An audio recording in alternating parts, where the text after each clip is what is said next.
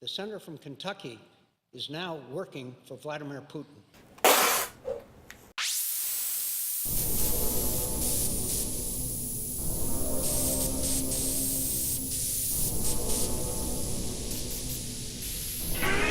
Welcome to the Madrox D program. The revolution will not be televised, but it may be YouTubed. Welcome to the...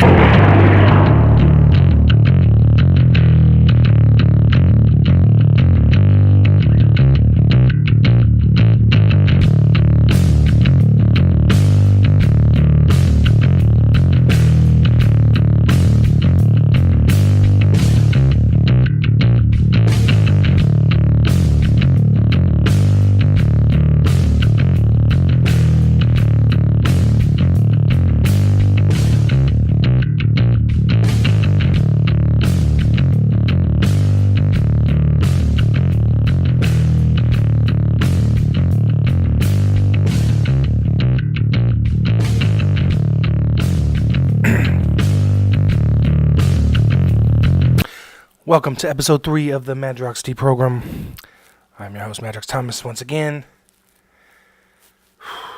Let's try this without incident.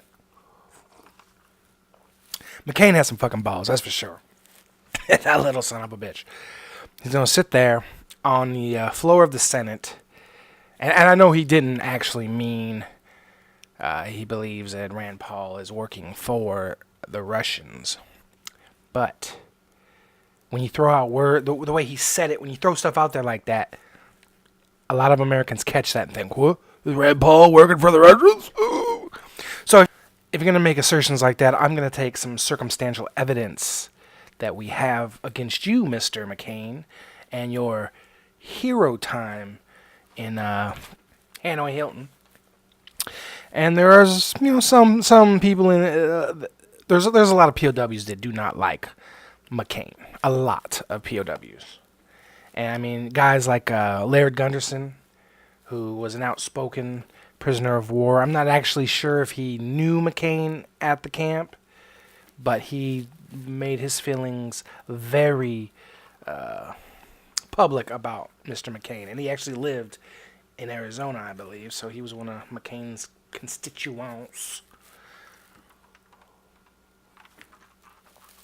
So anyway, McCain is a piece of shit, period. All you need to know, you don't have to believe anything I say. Some of this is circumstantial, but hey, you're going to throw assertions out. We're going to do this. But regardless of any of that, this is 100% fact. McCain is a war hawk.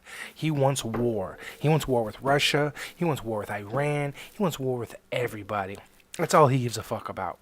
And for somebody who was in a prison camp during Vietnam, a stupid war, to be in a prison camp that long and to come out and be so for war, and it seems like against veterans. If you look at his voting record for Veterans Affairs, for the VA, he's terrible on it. His voting record for POWs is terrible. In 1992, the House of Representatives passed H.R. 3606. It was about truth and accountability, and it was supposed to release a bunch of records having to do with POWs that might still be in Vietnam, And when it came to the Senate, only one person stood in front of it. In the House, it was 401 to nothing, unanimous to pass this bill. It got to the Senate, and the committee in which McCain ran, I believe he was the chair of it, blocked it. Did not want any of this stuff coming out. And for some reason, he wants all this stuff to say classified. Anything that could come out about any POW, he wants it classified. So right there, I mean, circumstantial, but that's weird that the families of POWs want this information, and McCain, who was a POW, does not want anything to do with it. And that strikes me as odd. But hey, I'm a common sense type of guy, So anyway, there's videos on the internet you can find of a Patty Hopper and her husband Earl Hopper Sr. Earl Hopper was in Vietnam. He was also in the Korean War. And his son, Earl Hopper Jr., was missing in action. And now there are videos of Patty Hopper and Earl Hopper Sr., who apparently for 30 years have been working on POW issues, and apparently Patty Hopper is an expert in research and analysis of these POW related information, and this is their secondhand story, have heard lots of stories of POWs who did not like McCain. They called him Songbird. 5 to 7 days after he got there, apparently, he told a guard that he would give them any information if they would take him to receive treatment, because he broke both of his arms and his leg. That's why his arms are jacked up. It's not because he was tortured, like a lot of people like to report, but he did not eject correctly and hit both of his arms. I'm not saying he was never tortured, but from some of the stuff you find about POWs who don't like him, they doubt that he was, and they think he received preferential treatment. And there are stories that he made over 30 recordings for the North Vietnamese, breaking the code of conduct of the military, where you're supposed to give your name, rank, serial number, blah blah blah, whatever. And he gave them much more. And there's one recording you can find where he does give more than that, and he admits to wrongdoings. And you know what? I'm not just gonna go on that. Apparently, this was in the archives, but it was mislabeled, which is why it was not classified and why it has come out. He basically said he was there doing wrongdoing, which I can't disagree with that. But yeah, it's not good, bro.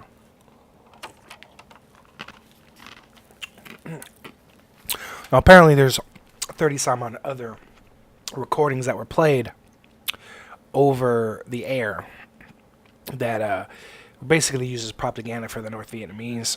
Apparently, some of the soldiers in the United States military could hear these too. Apparently, that's why when McCain came back, he did not get a promotion. When you are a POW at war, you are still enlisted. You are still active. You get your promotions. He was there for 5.5 years. When he got out, he was the same rank and pay, which means I believe the Navy knew something, because everybody else had at least one promotion, some of them two, depending on how the dates fell on their enlistment and all that other stuff. So he should have got at least one promotion.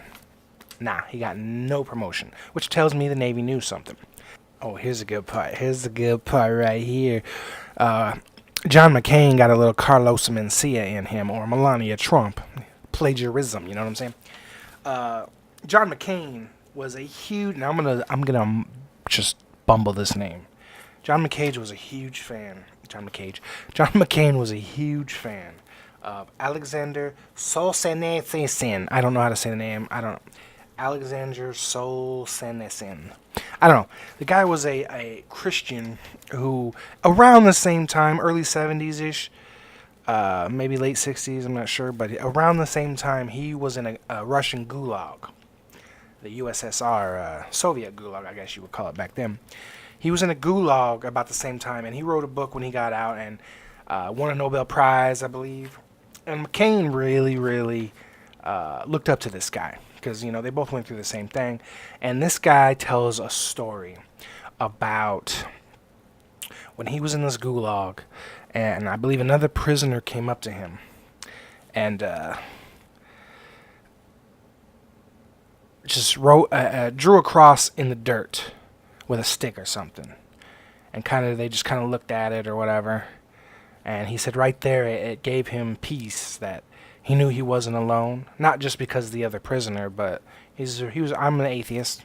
all this shit's crap to me. But hey, whatever helps you get through a time like that, I might go Christian too. But it helped him get through his term in the gulag, and he wrote a book, and it's in there. And even McCain wrote a book in 2007 called Hard Call, Great Decisions, and the Extraordinary People Who Made Them. And he devoted an entire chapter to Alex, let's try the name one more time, Alex Solzhenitsyn. A whole chapter to his book called Gulag Archipelago, whatever. I mean, I don't know. Anyway, Gulag Archipelago. So, obviously, McCain is very, very cognizant of this book, very aware this book exists. And you might say, why the fuck does that matter, Mr. Madrox? Just watch. Goddamn trains! One night, after being mistreated as a POW, a guard loosened the ropes binding me, easing my pain. On Christmas, that same guard approached me, and without saying a word, he drew a cross in the sand. We stood wordlessly looking at the cross, remembering the true light of Christmas. I'll never forget that no matter where you are, no matter how difficult the circumstances, there will always be someone who will pick you up. May you and your family have a blessed Christmas and happy holidays. And as you saw by that political ad, John McCain, Carlos Mencia, that story. And the other thing is pretty sure that it did not happen to McCain, because when he wrote a book after he got out, when he was released, he told a story that happened. He wrote a book about his experience in the Hanoi Hilton, and told a story about a guard that came in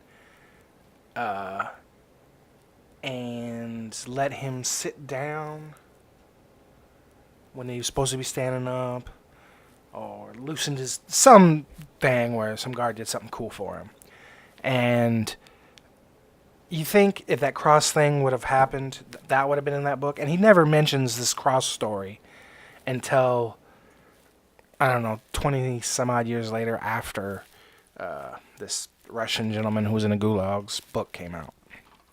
I mean, years. So you would think this would have been something he would have talked about, if it was really helped him survive and, really cemented his faith in the Lord of Jesus Christ. Well, I think that's all bullshit, homie. McCain, you're a fraud, period. And you're still a war hawk, regardless if any of this is true or not. This is all circumstantial, and I understand that. I'm not going to be no type of radio host that finds something on the internet and goes, "This is true." I don't know. I'm just throwing out the facts there. Judge for yourself, research for yourself. That's what I do, okay? Oh, sorry. Let's get to the next part. McCain, a war hawk. Now, this shit is more true. This shit, there's a little more substance to. He's a war hawk. The black circle is Saudi Arabia. The kind of blackish red circle on top, that's Syria. That's where we're involved against Assad there. The bottom right there is Yemen. That's basically what's going. What I just showed you right there. Right there. That is our foreign policy right now. I mean, there's a few other places, but that's a big one. And just came out that Saudi Arabia gave $1 million to the McCain Institute at Arizona State University. And McCain, I'll show you here in a second, in a video, talks about the McCain Institute's not really, he's honored by it, but it's not connected to him, and blah, blah, bullshit.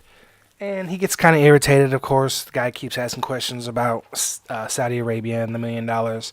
And, I mean, he looks pretty guilty there.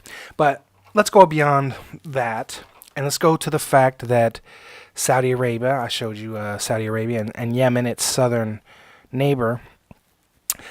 In Yemen, Saudi Arabia likes the regime. and there's a group of rebels called the Houthis. Houthis, I think they're called. There's a group of rebels called the Houthi, and they're fighting against the Yemeni, the Leah Remini, and the Scientology. Just kidding. And the Yemeni government. And Saudi Arabia is bombing the Houthis, the rebels, and with help from us, of course. Basically anything Saudi Arabia wants, Saudi Arabia is getting. And you'll see in this video, McCain mentions Prince Bandar bin Sultan, who was basically Bandar Bush because he was really close with the Bush family. Senator John McCain is one of the capital's most important voices on matters of war and peace. Thank God for the Saudis and Prince Bandar. We're starting to see a little bit of reversal there. We're now learning the government of Saudi Arabia donated $1 million to the McCain Institute for International Leadership, a nonprofit that bears the senator's name. I'm proud that the institute is named after me, but I have nothing to do with it, and except that they use my name, which I am honored, just as the Goldwater Institute uses Goldwater's name. Democratic presidential candidate Hillary Clinton's been pummeled over foreign contributions to the nonprofit Clinton Foundation. McCain laughed off any comparison. Look, my friend, look at what Clinton Institute has raised in the form of money. I mean, come on. There's no connection there. But government ethics watchdogs say there's a reason the McCain Institute is getting Saudi money. And anyone who's going to chip in $1 million or more to the McCain Institute is going to get John McCain's ear. McCain's positions on the Middle East largely square with Saudi Arabia's. This is in Saudi Arabia's interest to try to influence John McCain. One more question about the McCain Institute. They were kind of... I've answered all the questions. I have answered all the questions I'm going to answer on it.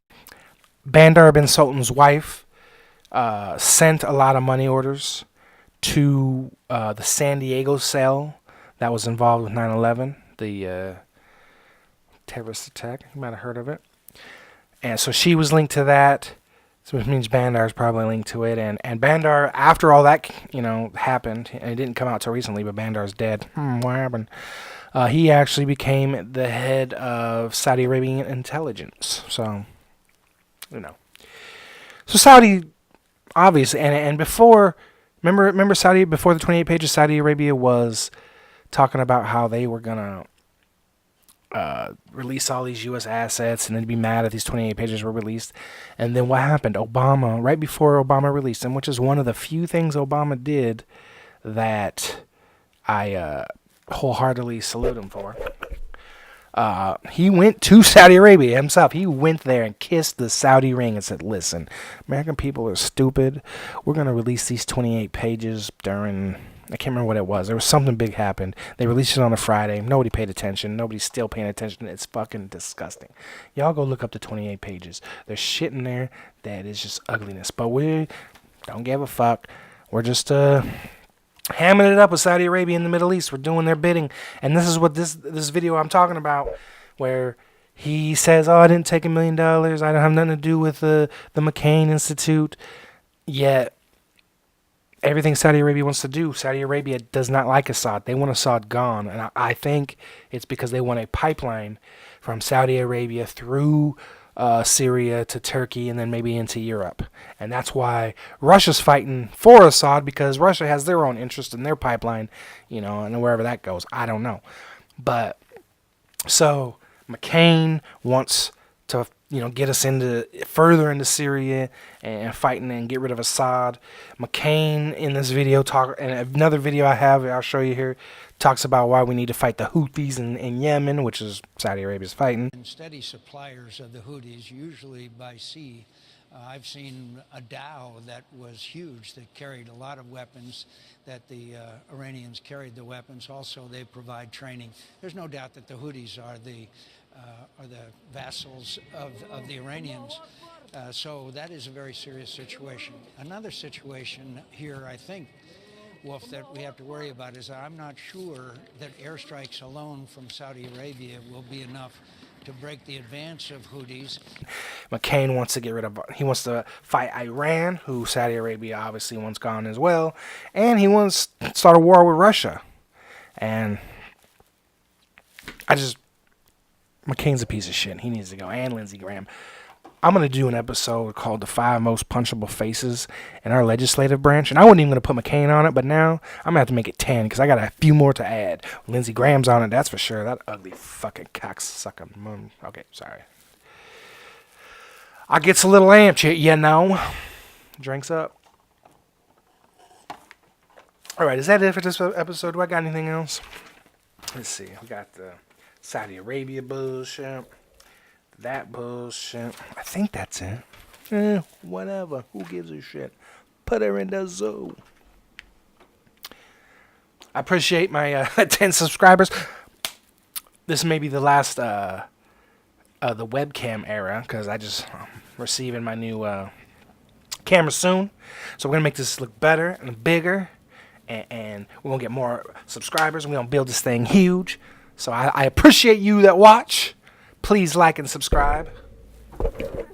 Like and subscribe. It's going to be over here. Maybe down there. I don't know. Yeah, I'll put it right there. Like and subscribe. Love it. Hey, Mom. I talked to my mom last night.